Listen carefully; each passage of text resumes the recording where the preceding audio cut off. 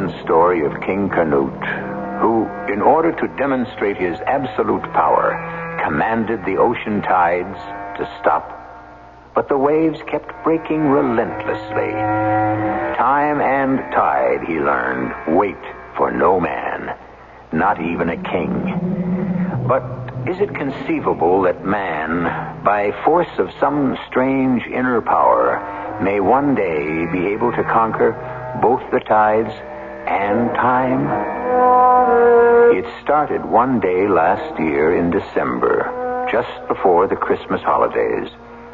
Professor Edwin Quaylen was giving his end-of-the-semester lecture at the university in his course in parapsychology.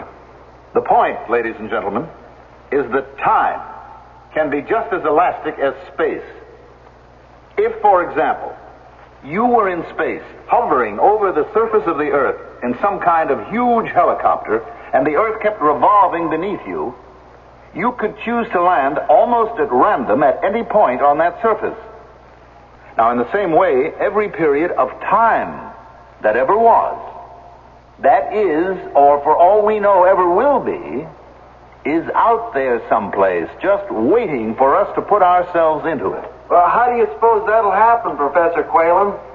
Some man or woman gifted with special, extraordinary sensibilities, might even be someone in this very room, will somehow, someday, puncture a tiny hole in the wall of what up to now has been the impenetrable barrier to our physical and psychic senses. When that happens, and the time is near, the human race as we know it will be forever released from the bondage and fog-bound limitation of its own feeble making. All right, thank you. And whether you're leaving New York City or staying right here, I want to wish all of you a very pleasant holiday and a happy New Year. Professor Quaylen, if you have a moment, I'd like to ask a question. Oh, certainly, Clovis. Miss Mason, I hope I can answer it. Well, I'm almost positive you can. I'm practically starved. How soon do we eat? As soon as the rest of the class clears out. Oh, I am really looking forward to these next few days with my favorite teacher, Professor Quaylen. No more than I with my favorite graduate student, Clovis Mason. All we have to do is beat Princeton tomorrow, and that'll put us even in the league with Columbia. Well, what are the chances, Tubby boy? Pretty good. If you don't mind my saying so, Tuppy, aren't you up a little late with a game on tomorrow night? Oh, you're right, Professor. I lost track of the time. Well, thanks for inviting me over to your table, Clovis. I hope I didn't interrupt some heavy discussion on time or space. Not at all, Tubby. Yeah, nice talking to you, Professor. Yes, good luck. The body beautiful, the brain non-existent. That wasn't very nice of you, practically asking him to leave. It wasn't very nice of you. We're very discreet, for that matter, asking him over to our table. Well, what harm is there? Anyway, what do you care? Well, I wouldn't like you to cost me my job. You're really scared I might? Well, you know how I feel about being so much older than you. And besides, I always get a little edgy and tense in a place like this. Ed, why don't you just relax? I do try, you know that. You keep telling me all the time about the self-discipline you learned in those 12 years you spent in the Himalayas. Where was it? Nepal? You know, 98% of the time you're wonderful. Thank you. When you want to be, you can be the calmest, easiest, most charming man in the world. And such fun to be with. And the other 2%? Well, like now, nervous, irrational, and sometimes a little scary. But you're improving every day. Well, I thank you, ma'am. You know, sometimes I think it's a shame that we didn't keep prohibition. Prohibition? What's that got to do with it? What's the word? I get so uptight in places like this. I mean, in the old days, way before you were born, actually, I was hardly more than a kid myself, there used to be wonderful little places, speakeasies, where two people like you and me could go for a good dinner and a quiet, relaxed evening together and no noisy kids barging in on you. And discreet? Very. I'll bet you'd like nothing better than to turn up in one of those joints, if that were still possible. It is possible, and they were not joints. As a matter of fact, maybe that's where I should have taken you tonight. You know, there are still one or two of them around. They keep up the appearance of how they used to be. Well, why didn't we go to one of them? I never really want to see the inside of one again. Ever. Really? At the same time, I I have mixed feelings. Because I'd give almost anything if in some way I could follow up what once happened in one of them. A long time ago. Follow up? I've never told you about it for a very good reason. You see, one night, I met this character and things began to happen. Before I had the chance to find out what was really going on, I ran out on the whole thing. I don't know what you're talking about. Oh, forget it. It's too long a story. But if I could ever... Ed, this theory of time that you believe in so deeply, just suppose in some way you could prove it actually works. Well, you know that someday it will. Of course. And suppose that I was the one who would prove my own theory correct? That a person of particular sensitivity could more or less pick his own period of time? And as well as place? And deliberately project himself into it? Why not? Why not? Why not indeed? And when I do, I tell you that... Ed, put that glass down. You'll break it. Ed, what have you done? You've broken the wine glass right in your hand. It's the strangest coincidence. Coincidence? Oh, you're bleeding. Here, let me tie my napkin around your fingers. Oh, waiter. Is there anything I can do, Clovis? Oh, Tubby. He's had a little accident. Have you got your car here? Oh, sure thing. Would you give us a lift to his apartment? Well, of course. Get out of here, the two of you. What? Leave me alone. Dad. I want to be alone. I'll take care of everything myself. I don't need you. I don't need anybody. Clovis and Tubby left. I got up to leave.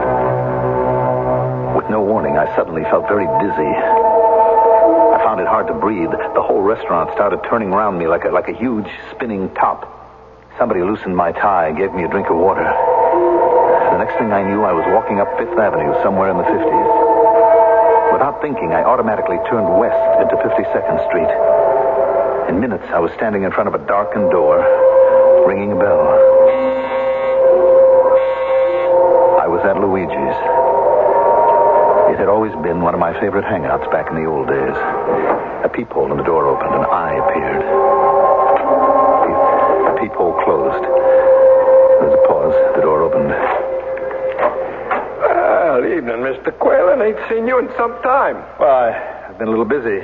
Good crowd tonight? Oh, can't complain. Why the peephole? Can't be too careful, Mr. Quaylen. You know that. Not these days. Hey, make yourself at home. Anybody sitting here? All yours, brother. Help yourself. What'll it be, Mr. Quaylen? The regular? Yeah, please. Vodka and tonic. What'd you say? Vodka and what?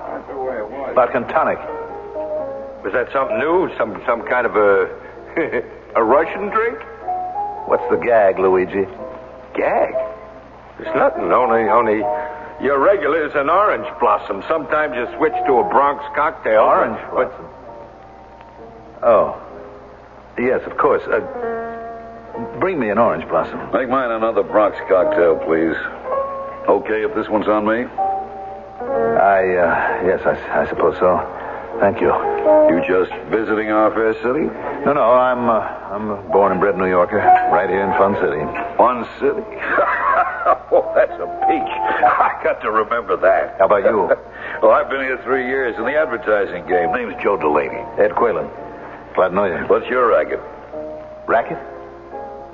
I'm a college professor. Oh, come here often? Well, not as much as I used to. A lot of my drinking pals have died off. Oh, I'm sorry to hear that. I used to be able to walk in here, meet 3 or 4 buddies, have a quiet drink. No arguments about should we stay in the UN, should we leave the UN. UN? United Nations. You mean the League of Nations? No, I'm talking about the United Nations, Delaney, not the League of Nations. Hey, your drinks, gentlemen. Luigi's stuff is the best, right off the boat. Off the boat? The liquor, I think he brings it in through Canada. That's very funny, Delaney. What's that? Well, you hardly seem old enough to have been around in the old days, and yet the way you talk, the phrases you use, I don't know. I really don't know. Something funny seemed to be going on. I had the feeling of having seen all this before, even though it was all happening for the very first time. Where'd you find that? It's a real collector's item. Find what? A pack of cigarettes. I haven't seen one of those since, You remember, with the war? The war? All the green packs of that brand, like the one you have there, were almost overnight put into white packs when the war started. They were? Sure. And they'll never write tunes like those old ones. To me, most of this new stuff is just so much noise. You can't even get a seat to the show that one comes from 3 months in advance. What, you mean they've revived it? Revived it? It was such a hit, they've got the nerve to ask $4.40 for an orchestra ticket. $4.40? Really? Things are kind of dead here. What do you say we toddle over to the Casablanca? I haven't been there in ages. Where is it? You don't know the Casablanca? Was it downtown? No, right over on 6th Avenue, under the L, number 1270, one flight up. The L? Come on, Ed. I think we can both use a little air. What's the damage, Luigi? Here's the bad news, Mr. Delaney. Okay, here. Delaney, you don't mind if I call you Joe? No. I hope you won't be offended if I tell you that some of the expressions you've been using are a little puzzling to me, a little peculiar. How so? Well, things like the advertising game. I haven't heard that in years. What's the damage? Toddle over to the Casablanca. I haven't heard anyone talk like that, and I can't remember. Well, now that you mention it, there are a couple of things you've been saying I find a little odd. No offense, of course. Like that first drink you ordered. What was it? Vodka and what? Tonic. Fun City? United Nations? The war? The war has been over since 1918. Here's your change, Mr. Delaney. Oh, wait a minute. I don't believe it. Where did you get those bills, Luigi? I robbed a bank. Where do you think I got them? Where I get all of them, Mr. Quaylen, from customers like you. But the government withdrew those large-sized bills back in 1928. That's when they put out the smaller ones, like these. That's absolutely amazing. But what are they anyway? Counterfeits? You ever see these little bills, Mr. Delaney? Is this another gag, Ed? Like trying to make us think you couldn't remember what kind of a drink an orange blossom is? What is this, Ed? That's what I intend to find out.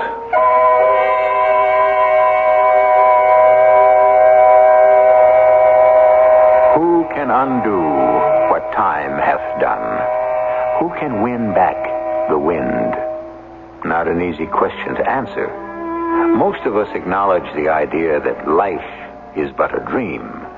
We are not quite ready to accept the notion that time, too, may be nothing more than an illusion, which is what our friend Ed Quaylen, professor of parapsychology, may or may not be about to discover. I'll return in a moment with Act Two.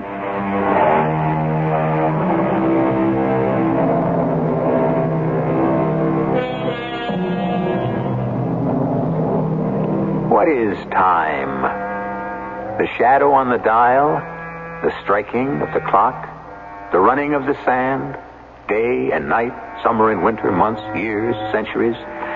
These are only the outward signs, the measure of time. As for the nature of time itself, Professor Quaylen, who seems to have little more in common with Joe Delaney than his taste for good whiskey, is about to find out. The House of Representatives has just passed the measure by a vote of 211 to 105. It is expected that the new law... For one moment, please. Please stand by for a special announcement. What's that all about? Listen, it may be there's been a... I am reading from a special announcement that's just been handed to me from the newsroom. The body of Charles A. Lindbergh, Jr., infant son of the great American hero, Charles A. Lindbergh, was found dead less than an hour ago. Missing since March 1st of this year, a continued search for the child, dead or alive, had, up to this evening, revealed nothing. Turn it off, Luigi, please. In spite of the fact that $50,000 had been paid to the unknown kidnapper... What do you know? He paid the ransom and the kidnapper killed the kid anyway. Took 2 years to find the kidnapper. 2 years? How would... In 1934. 1934? Yes. Bruno Hauptmann, a carpenter.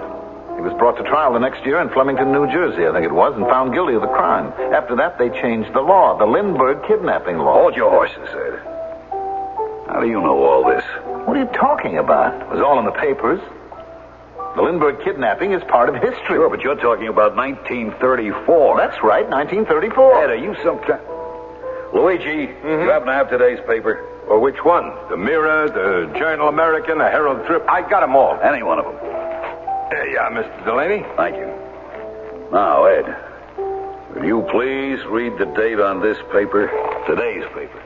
May 1932.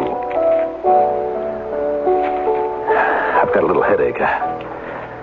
Going out for a breath of air. Let me go with you. You want to try that other place you spoke of, Joe? Casablanca, if it hasn't changed too much, I think you'll like it.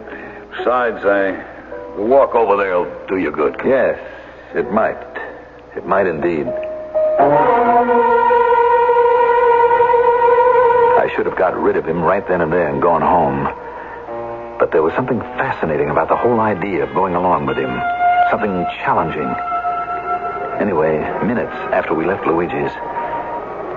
And no hat, Joe? No overcoat? This time of the year? What I need a coat for? End of December. I make it the middle of May, Ed. A pleasant spring night with even a touch of summer in the air. Well, what am I doing with this heavy coat, muffler, fur-lined gloves? Take them off. Carry your coat on your arm. I don't understand it. You'll be all right, Ed. Just what is it you said you teach? Parapsychology. What? Parapsychology. The part of psychology that examines and tries to explain phenomena like clairvoyance, telepathy, ESP. ESP? Extrasensory perception. Would that be something like mind reading? Well, not exactly. There are people who can anticipate what's going on in someone else's mind days before the thing itself happens, even though the two of them are separated by hundreds of miles. Not fakes? Oh, definitely not fakes.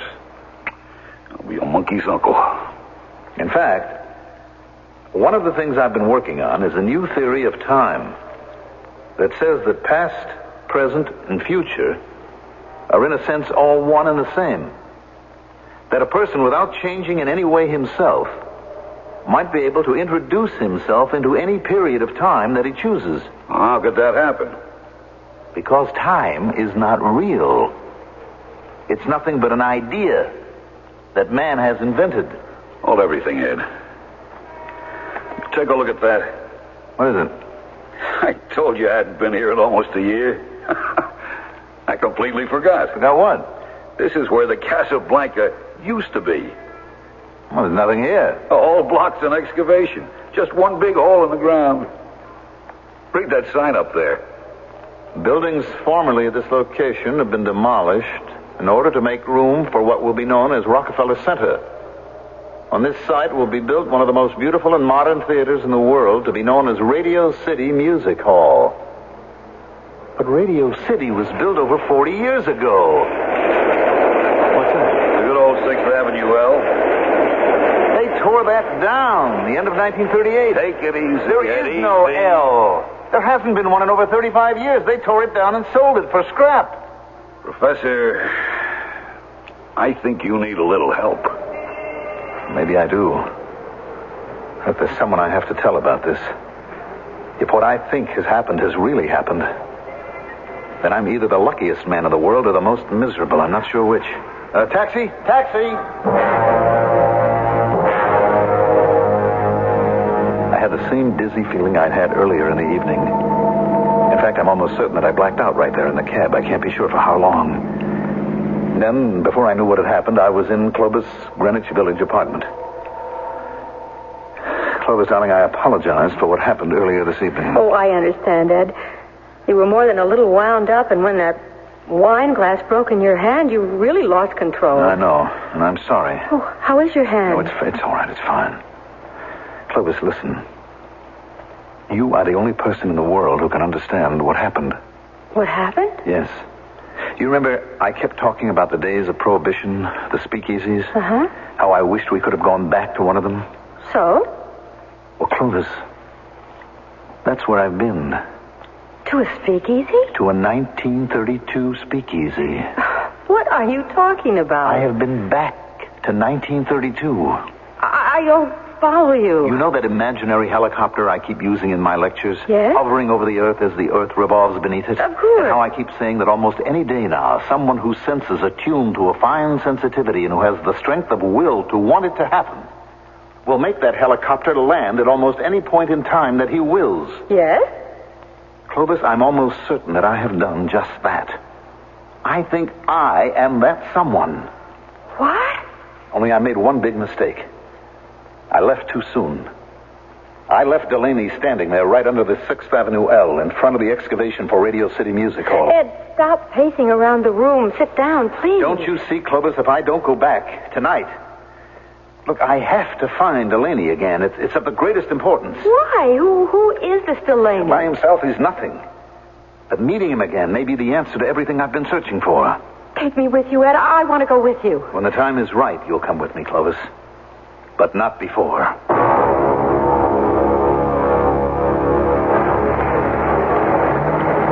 The night had become quite cold. There was a feeling of snow in the air. I pulled up my overcoat collar and started walking uptown. For a second or two, I had the same whirling feeling I'd had earlier in the evening. This time I knew what it meant. I felt strangely excited, exhilarated, impatient for the thing to happen. Now, if I could only get myself to land at that exact point in time that I was looking for. Hey, where you been keeping yourself all this time, Mr. Quaylen? Long time no see. Oh, I've been away, Luigi. Out of the country, I bet, huh? Oh, something like that. Must be a good year and a half. Long as that? Well, the night they discovered the Lindbergh baby, I remember. You were here. That was a year ago last May, wasn't it? Yes, I guess so. And here we are with another new year practically knocking at the door. 1934. 1934. Yeah, well, at least one good thing after next week, Prohibition will be repealed and I can run an honest joint again. Luigi, do you ever see that Mr. Delaney, Joe Delaney? The big advertising man? Yes. Yes, one of my regulars. Usually turns up around this time of the night. At that point, I realized I had missed the exact point in time I had been aiming for. I'd overshot it by almost a year and a half. Instead of getting back to May 1932, I had landed into December 1933. I don't believe my eyes. My friend the professor, right? Quigley, Quinn, something with a Q, correct? Quaylen. Ed Quaylen. Right, I'm Delaney. Yes, I remember. Joe Delaney. Advertising, account executive, right? What a memory. Where have you been keeping yourself all this time? Away. Can I buy you a drink? Why not? They didn't put you away, did they? What's that supposed to mean? Well, the last time you were here, the night we met, you were practically raving. Say some of the kookiest things. Like how they discovered the murderer of the Lindbergh baby. Well, here it is a year and a half later, and they still haven't found the guy. And then we walked over to 6th Avenue. You remember that? Very well. You kept giving out like some crazy mind reader how they were going to tear down the L, sell it for scrap. Delaney. Well, I see you got over it. Listen to me, Delaney. Listen carefully. Your drinks, gentlemen? We have begun to populate the space around the earth with men. You are a very sick man. Am I? You don't belong here. You belong in some kind of an asylum. You don't mind, Luigi, I'm taking my drink over to one of the tables, and if I were you, Luigi, I'd call an ambulance. Now, just a minute. Take your crummy hands off You me. ignorant little huckster. Luigi, he's getting a little violent. You better throw him out before he loses control completely. What do you think you're doing? Put that broken Don't you bottle take down. another step toward me, Delaney. Not one step. You really are crazy. Just stay where you are. What do you think you're threatening? No! I can't see! Push that broken bottle into my face! Hey, you pushed Delaney over. He hit his head. He's out cold. And his face and head are all covered with blood. I didn't mean to. Maybe you better send for a doctor. Mr. Quaylen, you can't leave now. Don't try to follow me, any of you. Where are you going? Well, none of you will ever find me. Not if you were to live forever.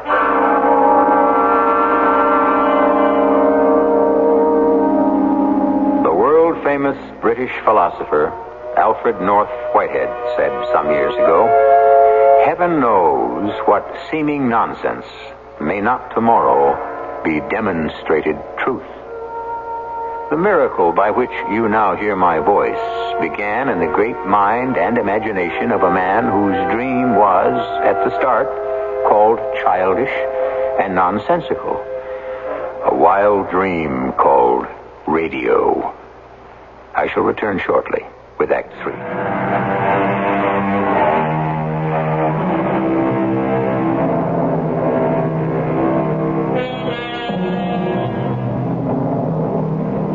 The tree that is seen is real enough for the sensation of the eye. The tree that is dreamed of is equally real for the person who's dreaming of it, as long as the dream lasts. But the tree that is seen and the tree that is dreamed of can never be the tree itself, the real tree. In the same way, the experience of time can be an illusion, something that's not quite real, something that exists in the mind alone. We join Professor Edwin Quaylen the following evening in the apartment of his young friend, Clovis Mason. Will you stop fidgeting while I change this dressing on your hand? Whew, that's quite a cut you gave yourself last night in the restaurant. Is the glass all out? I think so. Ed, after what happened that night in Luigi's place, that was when you took off for Nepal and the Himalayas? Inside of hours, I was on a freighter on my way out of the country. A couple of months later, I stumbled my way into that little village, 60 miles maybe northwest of Kathmandu. Now, hold still. This may hurt. People took me in as if I were wanted. Ow! That does hurt. I'm sorry. Anyway, in the next 12 years or so, I learned whatever I now know about myself. And when you returned to the United States? 1946. I was a much wiser man. Sensitive to the disciplines of concentration, of self-will, of the need to conquer time and space. What about Delaney? In all these years, I've never been back to Luigi's, not since that horrible night in 1934. The place is still there, of course. I know, but you're not answering my question. Delaney, I think I killed him, Clovis. That's why I ran away. I see. And the knowledge that I may be a murderer, a killer, has been haunting me all my life. And now that I have this power to will myself back into the past the way I did tonight, I'm going to find out what really happened to Delaney. I understand. But you're not quite sure, is that it? Well, I intend to find out. I've got to find out about Delaney. Anything's possible. There, that does it. Now, try to keep the dressing clean. One question? Yes? When you go back this time... I expect to prove several things. For one, here in the year 1976, I am the respected Professor Edwin Quaylen, Ph.D. On another plateau of time, it could turn out that I have killed a man. And if I have... Are you expecting someone? No. Who is it? It's me, Tuppy. I came to return that psychology paper I borrowed. I'll get rid of him real fast. Oh, boy, is it ever freezing outside. It's colder than... excuse me, Professor Quaylen. I didn't see you. Tubby. Here's the paper, Clovis. I hope it helps. It sure did. How's the team doing, Tubby? Well, so far, no complaints. Of course, a lot will depend on what happens tomorrow night. Oh, I'm sure of that. Clovis, you can have a glass of water, please. Right away. What's wrong, Professor? Anything I can do? No, I'll be all right in a minute. Here's your water. Oh, thank you. What happened? I don't know. For just a second or two there, I just suddenly felt faint. I had a kind of buzzing in my head, a kind of high, whining sound. Everything about me started to vibrate. I'm all right now, though. You're sure there's nothing I can do? No, thank you. Well, then, guess I'll be going. I'm sorry about tomorrow night, Tubby. Tomorrow night? Yes, the game. What about the game? What are you sorry about? To lose such an important game by one measly little point. What? In just the last 8 seconds of play. I don't think I follow you, Professor. The game tomorrow night, 97-96, their favor. But, Ed, they won't be playing until tomorrow night, 24 hours from now. That's quite true, isn't it? Yeah, if you'll excuse me, I think I have to be going. You sure you're okay, Professor? Yes, I think so, Tubby. 97 to 96? That can't be. It just can't.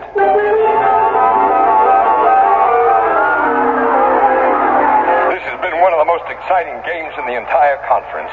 The score has been seesawing back and forth all evening. With less than 15 seconds left, the home team is still leading by just a single point, 96 to 95. Oh. Red Summers has just got hold of the ball. We're ahead, Ed. I'm so glad you were wrong. He pivots. He passes it to Tubby Sammartino. Tubby shoots. Oh, no, it just misses the basket. Tex Goldberg picks it up for the other team, dribbles it to the other side of the court with almost no interference. He shoots, and it's in. The score is 97 to 96, their favor. That's what you said. That wraps up the game. The home team has lost by a single heartbreaking point, 97 to 96. And with the conclusion of this... Ed. Yes? How did you know how tonight's game would turn out? I'm not altogether sure. It just sort of came to me. How? When? I guess it was when I got that dizzy spell. Clovis. What is it? Clovis, could this possibly mean that I'd actually done it?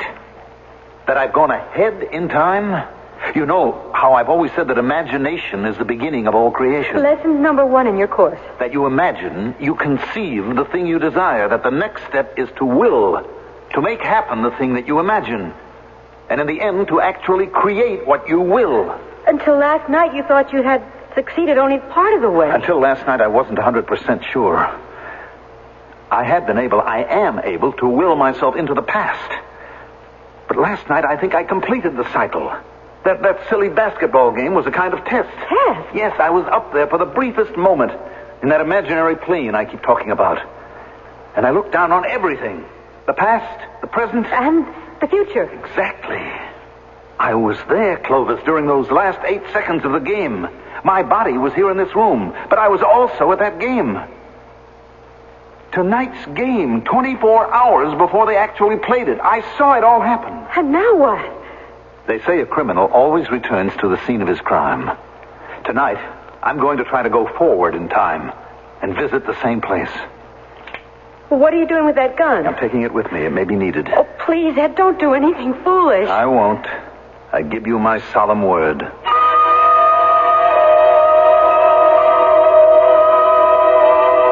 I left Clovis' apartment and started walking. I can't recall which way I was going. Toward the river, I think. Then, just as it had happened before, I heard that weird ringing in my ears. Everything got blurred before my eyes. The next thing I knew, I was sitting on a stool at the bar in Luigi's. Here you are, sir. Your drink. Thank you. Bartender? Yes, sir? I'm curious about this place. Has it been here long? Luigi? I thought everyone knew about Luigi. He's been here since the 1920s. That's so? Well, was there ever an actual Luigi? Oh, indeed there was, sir. Luigi was sort of an institution by himself. And he died only last year. That's his obituary up there over the bar. December 25, 1978. Great man. He died this past December, 1978? Christmas Day, 3-4 months ago. Sad day for all of us, for all his friends. Evening, Roger. A little windy tonight. Good evening, sir. The regular? Thank you. Mind if I sit here? No, I'll talk. So. Some wind out there tonight. You visiting our fair city? No, not really. I work here. That's so. Yes, I'm a teacher. College professor. Now, that is funny. The minute I sat down, I said to myself, I'll bet $1 that gentleman's a college professor. Does it stick out that much? Economics, I'll bet. No, not even close. Psychology. Psychology? Well, that's very interesting. You come here to Luigi's often? No, I haven't been here since... I can't remember when. Interesting history, this place. If these walls could talk. Yes? Yes, sir. This place has seen just about everyone and everything. U.S. presidents, foreign dignitaries, movie stars, murderers, Murderers? A man was killed right here at this same spot we're sitting at, back in the 30s. A man was killed? Never found the fellow who did it. Disappeared that same night into thin air. One of the great unsolved mysteries of the police department. That's all. What did the victim, this Delaney, actually die of? Fractured skull. You see, as he fell down... Excuse me, sir. Did you just say Delaney? Yes, the name of the man who was killed. How did you know his name was Delaney? Oh, you just said so. No, I did not. I mentioned no name. Well, that's funny. I thought you had. I guess maybe I had read about it at one time, and the name just stuck in my memory. Of course. By the way, what did you say your name was, Professor? Quaylen. Edwin Quaylen. I thought so. You thought so? Why? Do you know me? You have no idea how happy I am to meet you, Professor Quaylen. Now, wait a minute. What do you think you're doing? Putting handcuffs on you, Professor. You're under arrest. Are you out of your mind? Not quite. I'm a detective attached to the 17th Precinct. I've been looking for you for a long time, Professor. What's this all have to do with me? This is a double pleasure, a double satisfaction. Your drink, Mr. Delaney. Thank you, Roger. Delaney? Yes, I'm Vincent Delaney. You see, Professor, the man you killed, Joe Delaney, was my father. And that's why... Well, you'll never get me. Never. Wait a minute. What's happening? Where are you? No. Roger, have I gone out of my mind? Did you see what I saw? I don't believe it. He vanished. Disintegrated right in front of our eyes. And the craziest thing, he took my handcuffs with him wherever he went. And if they think for 1 minute that I'm going to live out the next 3 years just waiting for them to catch up with me... Ed, what are you doing with that gun? Put it down. I will not spend the rest of my life in jail. Give me that gun, Ed. Oh. Go ahead. Open it, Clovis. Open it. I'm going into the bedroom. Oh, hi, Clovis. I was wondering if you and Professor Quaylen might like to be my guests. Guest? Yeah, at next Saturday night's game. I get 2 complimentary tickets to every game. No. Oh, dear Lord in heaven, no.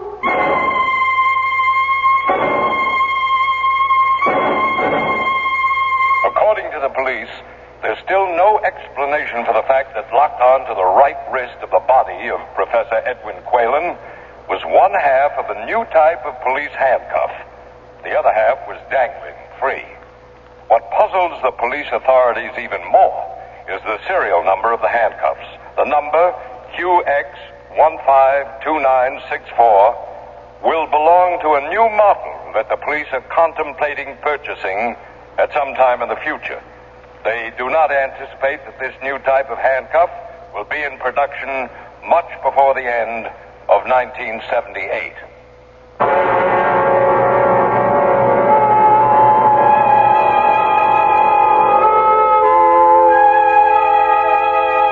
When Columbus, Magellan, the Phoenician navigators probed into the mysterious realms of the distant and the unknown, they hadn't the remotest idea that they were among the first to do away with distance and space. Once they were able to measure things, nothing was quite as immense as it was before. Nothing was too big to be firmly grasped by man's imagination.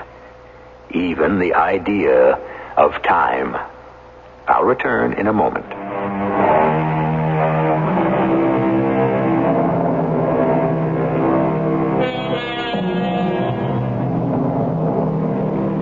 Do you recall how Professor Quaylen in his lecture said that every period of time that ever was, is, or will be, is out there someplace waiting for us to put ourselves into it, if we wish. That some specially gifted person might one day penetrate the barrier of time and do what now seems impossible. Do you suppose that one of you, listening at this moment to my voice, might be the very one to do this? Our cast included Mandel Kramer, Rosemary Rice, Jackson Beck, Russell Horton, and Arnold Moss. The entire production was under the direction of Himan Brown. And now, a preview of our next tale. He could be a criminal genius, but don't let his running away convince you. All children do that when they're caught in a crisis. Stuart has run away, and we have got to find him. Just to find out, is he smart? No, Miss Telford, to find his friends. He's the only lead. Surely I don't have to explain. What would the Pentagon pay for a disintegration beam? How many millions would an element transmuter be worth? If we could teleport, travel by mind alone, how powerful would we be? My goodness. Mr. Herod, this professor's almost got me convinced. How about you? Mr. Warbeck, your caper makes us look like pikers. Thanks for letting us cut in on you. We'll pay off. We'll find that kid. Radio Mystery Theater was sponsored in part by Allied Van Lines and Carrier Air Conditioning. This is E.G. Marshall inviting you to return to our Mystery Theater for another adventure in the macabre. Until next time, pleasant dreams.